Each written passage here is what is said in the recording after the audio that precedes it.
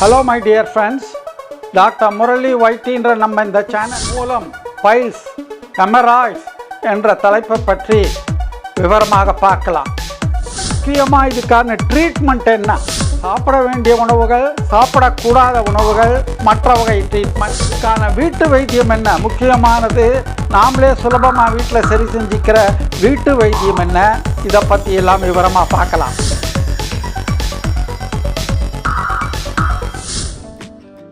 Hello my dear friends, doctor Murali வைத்தின்ற நம்ம இந்த சேனலில் மீண்டும் உங்களை சந்திக்கிறதுல எனக்கு மிகுந்த மகிழ்ச்சி.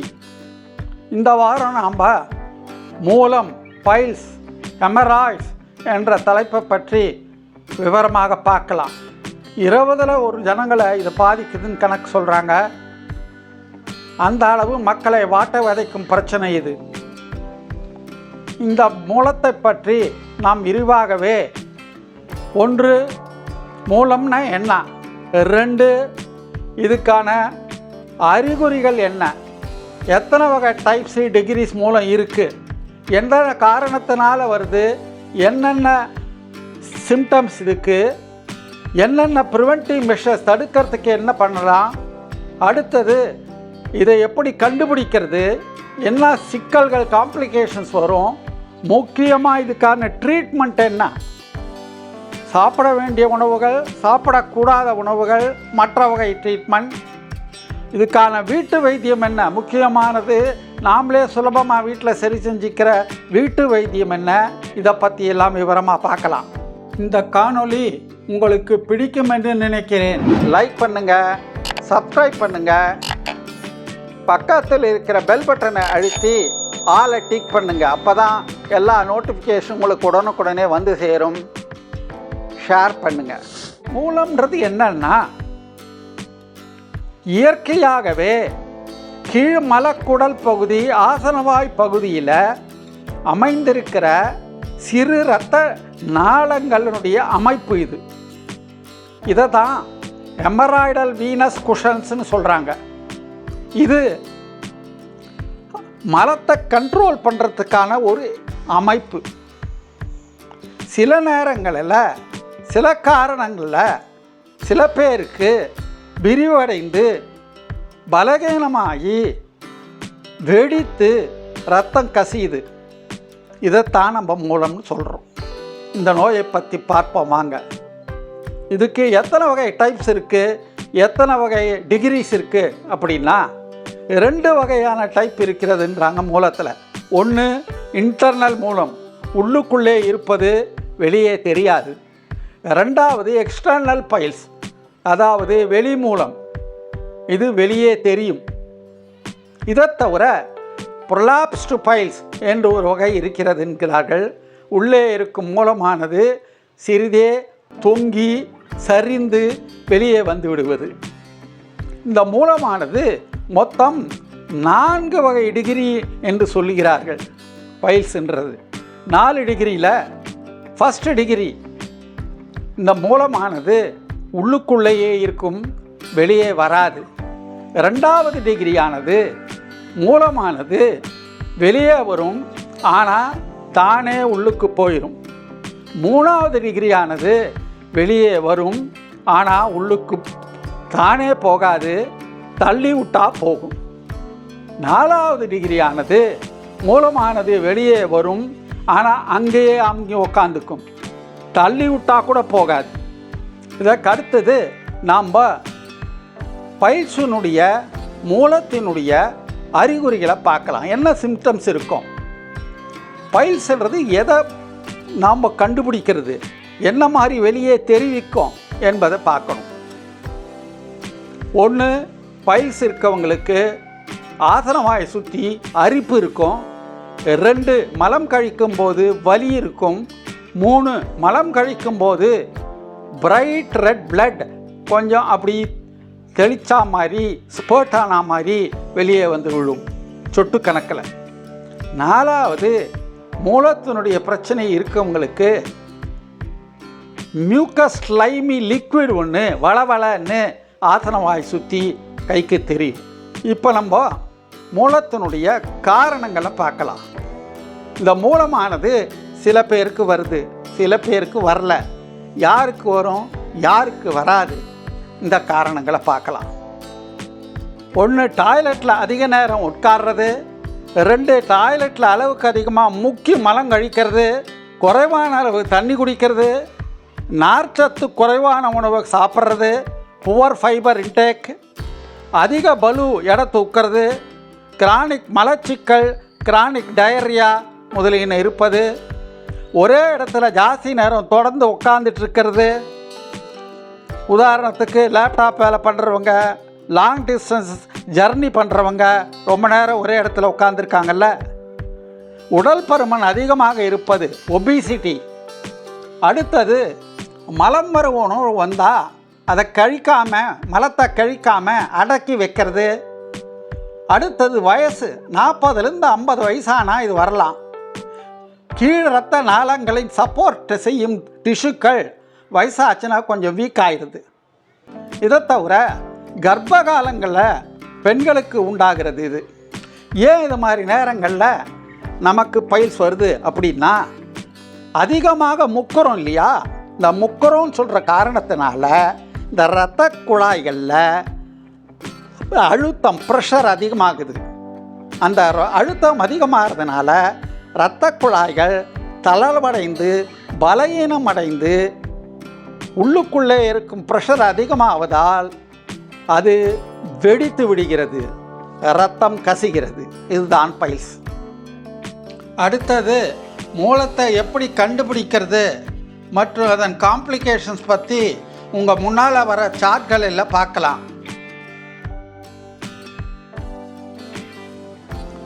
அடுத்தது பைல்ஸுகளுக்கு தடுப்பதற்கான வழிமுறைகள் என்ன என்பதை பார்க்க வேண்டும். இப்போ பார்த்தோம் இல்லையா காரணங்கள், அந்த காரணங்கள்லாம் தவிர்த்துட்டா அதுதான் தடுக்கிறதுக்கான வழி. இந்த காரணத்தெல்லாம் அவாய்ட் பண்ணால் பைல்ஸ் வராது. மலச்சிக்கலை பற்றி ஒரு விவரமான வீடியோ நம்ம முந்தி போட்டிருக்கோம். அதனுடைய லிங்கை மேலே கொடுத்துருக்கிறேன், அதை பாருங்கள். அடுத்தது ட்ரீட்மெண்ட் என்னன்னு பார்க்கலாம். ட்ரீட்மெண்ட் முக்கியமானது உணவு முறை மாற்றம்தான். ரெண்டாவது, இதை தவிர சில வகைரா வீட்டு வைத்தியம் இருக்குது. பாட்டி வைத்தியம், நாட்டு வைத்தியன்றாங்கள, அதுதான். அதை தவிர எக்ஸசைஸ் மூலமும் குணப்படுத்தலாம். இதெல்லாம் கடைசியில் சொல்கிறேன். இந்த உணவு முறை வைத்தியம்ன்றதில் நாம் 1 என்ன வகைரா உணவு சாப்பிடலாம், என்ன வகைரா உணவு சாப்பிடக்கூடாது என்பதை பற்றி பார்க்கணும். இந்த பைல்ஸ் எல்லாம் அநேகமாக 50லேருந்து 60% பைல்க தானே குணமாயிரும். எந்த வைத்தியமும் டாக்டர்கிட்ட போயெல்லாம் தேவைப்படாது. சில கேஸுகள் தொந்தரவு பண்ணும், ப்ளீடிங் அதிகமாக இருக்கும். அது மாதிரி கேஸுகளில் நம்ம டாக்டர்கிட்ட போய் காமிக்க வேண்டியதாக வரும். மேற்கொண்டால் அவர் முடிவு பண்ணுவார். உணவு முறை மாற்றத்தில் சாப்பிடக்கூடிய உணவுகள் என்னன்றதை முதல்ல பார்ப்போம். சாப்பிடக்கூடிய உணவுகள்னால் முக்கியமாக ஃபைபர் ஜாஸ்தியாக சேர்த்துக்கணும். குறைந்தபட்சம் முதல்ல சொன்ன மாதிரி 30 கிராம் ஃபைபர் ஒரு நாளைக்கு இருக்கணும். ஃபைபர் ஜாஸ்தி இருந்தால் இந்த மூலத்தினால் வர தொந்தரவுகள், பிரச்சனைகள், காம்ப்ளிகேஷன்ஸ் எல்லாம் ஜாஸ்தியாகாமல் இருக்கும். சாப்பிடக்கூடிய பொருட்களின் லிஸ்ட்டுகளை பார்ப்போம் வாருங்க. 1 பீன்ஸ், கேரட், அவரை, கொத்தவரை, புடலங்காய், வெண்டைக்காய், பீர்க்கங்காய், வெள்ளரிக்காய், பேரிக்காய், ஆப்பிள், கொய்யா, வாழைப்பழம், மாதுளை, அத்திப்பழம், சுக்காக்கீரை, பசவைக்கீரை, வெந்தயக்கீரை, விலாங்கு மீன், இளநீர், பதநீர், மோர், வாழைப்பூ, கருணக்கிழங்கு, ஆல்மண்ட்ஸ் போன்ற நட்ஸ், பருப்பு, பட்டாணி, முழு தானியங்கள், ஐசோஃப்ளவனாய்ட்ஸ் என்ற பொருட்கள் அதிகமாக இருக்கிற உணவு வகைகளை சாப்பிட்டா இந்த பைல்ஸுக்கு நல்லதுன்றாங்க. அந்த பைல்ஸ் சீக்கிரமே சுருங்குதுன்னு ஆராய்ச்சி சொல்லுது. ஐசோஃப்ளாவினாஸ் ஜாஸ்தி இருக்க பொருட்களை பார்க்கலாம் பாருங்க. சிவப்பு முட்டைக்கோஸ், சோயாபீன், கொத்தமல்லி, குடமிளகாய், lemon, orange, green tea, black tea, கவுனி அரிசி, கருப்பு கவுனி அரிசி, சிவப்பு கவுனி அரிசி. இப்போ நாம் என்னென்ன உணவுகளை சாப்பிடக்கூடாது அப்படின்றத பார்க்கலாம். ஃபைபர் கம்மியாக இருக்க உணவுகளை சாப்பிட்டா மலச்சிக்கல் அதிகமாகலாம், இந்த பைல்ஸினுடைய காம்ப்ளிகேஷன்ஸ் அதிகமாகலாம். சாப்பிடக்கூடாத உணவுகள் லிஸ்ட்டு இதோ: கார வகைகள், அதிக உப்புள்ள உணவு, சரியாக பழுக்காத பழங்கள், இறைச்சி, முட்டை, மாவு, மைதா, மதுவானது உள்மூலத்தை ஜாஸ்தி பண்ணும், த்ராம்போஸ் வெளிமூலத்தை அதிகரிக்கும். Iron supplements, package foods, fast foods, dairy products, milk, cheese முதலியவை. டீப் ஃப்ரை உணவுகள், கஃபீன் இருக்கும் குளிர்பானங்கள், சிப்ஸ், ஐஸ்கிரீம் முதலியவை. சரி, உணவு முறை மாற்றத்தை பற்றி பார்த்தோம். இதை தவிர இந்த பைல்ஸினால் வர தொந்தரவுகள் அதிகமாகாமல் இருக்க, தீவிரத்தை குறைக்க, கஷ்டத்தை குறைக்க நாம் கீழ்கண்ட சில வழிமுறைகளை கையாளலாம். 1. ஐஸ் ஒத்தரம் கொடுக்கறது. 2. Ointment cream தடவுறது. 3. எரிச்சலுங்க கொஞ்சம் தேங்காய் எண்ணெய், ஆமணக்கெண்ணெய் தடவுறது. அடுத்தது மாயிஸ்ட் ஸ்வைப்பை கொஞ்சம் தடவிக்கலாம், அந்த இடத்துக்கு விதமாக இருக்கும். உட்கார்றதுக்கு டோனட் ரிங் குஷன் அப்படின்ற டோனட் ரிங் குஷன் பில்லோ இருக்குது, படத்தில் வருது பாருங்கள். அந்த மாதிரி தலகாணி அது மேலே உட்காந்துக்கிட்டா எதமாக இருக்கும். பைல்ஸை போட்டு அழுத்தாது, அதிகமாகாது, சீக்கிரம் குணமாகும். இதை தவிர முக்கியமான நாம்ளே செய்யக்கூடிய ட்ரீட்மெண்ட் சிட்ஸ் பாத்ன்றது. சிட்ஸ் பாத்னா என்னன்னா, ஒரு பேசினில் ஒரு 3-4 இன்ச்சு தண்ணி எடுத்து அதில் ஒரு 10 மில்லி பீட்டாடைன் சொல்யூஷனை போட்டு, இல்லை எப்சம் சால்ட் ஒரு 1/2 கப் போடலாம். அந்த பேசினில் உட்காந்துக்கணும். கீழ்ப்பகுதியெல்லாம் அதில் படுற மாதிரி, பர்சனல் பார்ட்ஸ் எல்லாம் மறைகிற மாதிரி காலை வெளியே தொங்க விட்டுட்டா நல்லது. இது மாதிரி ஒரு 10-15 நிமிஷம் உட்காரணும். ஒரு நாளைக்கு 2-3 தடவை இதை செஞ்சால் நல்ல பலன் அளிக்குதுன்னு சொல்கிறாங்க. இதுக்கு அடுத்தது நம்ம பார்க்க வேண்டியது வீட்டு வைத்தியம். அதாவது பாட்டி வைத்தியம், நாட்டு வைத்தியம் எல்லாமே ஒன்றே தான். ரொம்ப பலனளிக்கிற ஒரு வீட்டு வைத்தியத்தை பற்றி விவரமாக சொல்கிறேன், கவனித்து கேட்டுக்குங்க. எல்லாருக்கும் இது நல்ல பலன் தருதுன்னு என்னுடைய பேஷண்ட்டுக்கெல்லாம் சொல்லியிருக்காங்க. ஒரு 5 சின்ன வெங்காயத்தை எடுத்துக்கிட்டு நல்ல துண்டாக நறுக்கி, அது கூட ஒரு 50 மில்லி தண்ணியை விட்டு ஒரு வாணலியில் 8 நிமிஷம் லோ ஃப்ளேமில் சூடு பண்ணுங்க. அந்த தண்ணியெல்லாம் சுண்டி போகும். அதுக்கப்புறமா ஒரு ஸ்பூன் நெய்யை விட்டு அதை சாப்பிடணும். நல்லா கவனிச்சுங்கப்பா இந்த இடத்துல. இப்போ நம்ம செஞ்சதை உள்ளுக்கு சாப்பிடணும். கவனிக்காமல் இதை எக்ஸ்டர்னலாக அப்ளை பண்ணணும்னு நினச்சி கீழே அப்ளை பண்ணிட போகிறீங்க, பீச்சிக்கிட்டு வந்துடும். ஜாக்கிரதை.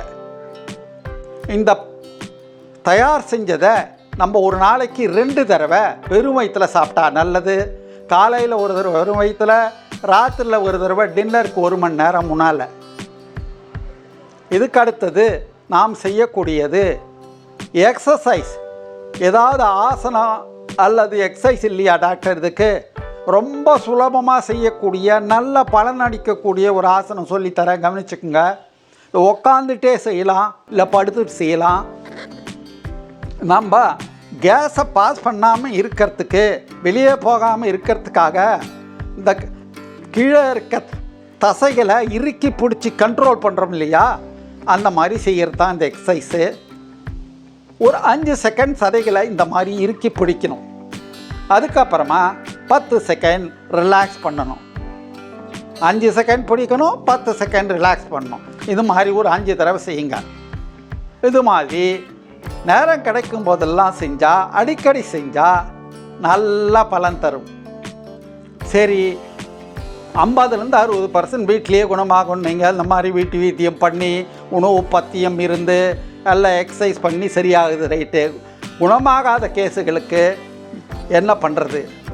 எப்போ டாக்டர்கிட்ட போகணும் அதை முதல்ல சொல்லுங்கள். 1, நாள்பட்ட வயிற்று வலி, வாந்தி, கிரானிக் கான்ஸ்டிபேஷன், ஜாஸ்தி ரத்தம் போகிறது, ஃபீவர் வர்றது, இந்த மாதிரியெல்லாம் இருந்தால் தானே குணமாகலைன்னா டாக்டர்கிட்ட போகணும். டாக்டர்கிட்ட போகிறதுன்னா உடனே பயப்பட வேண்டாம். உடனே ஆப்ரேஷன் தான். எல்லா கேஸுக்கும் ஆப்ரேஷன் பண்ண மாட்டாங்க. அதுலேயும் ஆரம்பக்கட்ட பிரச்சனைகள் சரியாகாமல் இருக்கிற பிரச்சனைகளாக இருந்தால், சுலபமாக சரி பண்ணக்கூடியதாக இருந்தால் சிம்பிள் ட்ரீட்மெண்ட் தான் கொடுப்பாங்க. என்னென்னா, 1 rubber ligation, 2 electro coagulation, 3 infrared laser, 4 sclerotherapy. இதெல்லாம் ரொம்ப சிவியர் கேஸாக இருந்தால், இதுக்கெல்லாம் சரிப்படுத்த முடியாதுன்னா, ரொம்ப முத்திப்போச்சு குணப்படுத்த முடியாதுன்னு தோணுச்சுன்னா, அந்த நேரம் மட்டும்தான் டாக்டருங்க ஃபுல்லாக அதை ரிமூவ் பண்ணுறதுக்கு எமராய்டெக்டமின்ற சர்ஜரியாக பண்ணுவாங்க. இவ்வளோ நேரம் சொன்ன உணவு முறை மாற்றங்கள், மற்ற வழிமுறைகளை கடைபிடிப்போம், வெல்வோம். இந்த வீடியோவானது மெடிக்கல் எஜுகேஷன் பர்பஸுக்காக தயார் செய்யப்பட்டது. எக்காரணத்தை கொண்டும் இதை ப்ரொஃபஷனல் மெடிக்கல் கன்சல்டேஷன் ட்ரீட்மெண்ட்டுக்கு மாற்றாக நினைக்கக்கூடாது. வைத்தியம் தேவைப்படுவோர், பிரச்சனை இருப்பவர்கள் அருகிலுள்ள மருத்துவமனைக்கு சென்று டாக்டர்களை அணுகி மருத்துவம் பெற்றுக்கொள்ள வேண்டும், ஆலோசனை செய்ய வேண்டும். உங்களுக்கு இது பிடிச்சிருக்கும்னு நினைக்கிறேன். லைக் பண்ணுங்கள், சப்ஸ்கிரைப் பண்ணுங்கள், பக்கத்தில் இருக்கிற பெல் பட்டனை அழுத்தி ஆலை டிக் பண்ணுங்கள். அப்போ தான் எல்லா நோட்டிஃபிகேஷன் உங்களுக்கு உடனுக்குடனே வந்து சேரும். ஷேர் பண்ணுங்கள். கமெண்ட்ஸை, உங்களுடைய சஜஷன்ஸை, டவுட்ஸை கமெண்ட் பாக்ஸில் ட்ராப் பண்ணுங்கள். மீண்டும் ஒரு இன்ட்ரெஸ்டிங் டாப்பிக்கோடு அடுத்த வாரம் சந்திக்கிறேன். பாய்.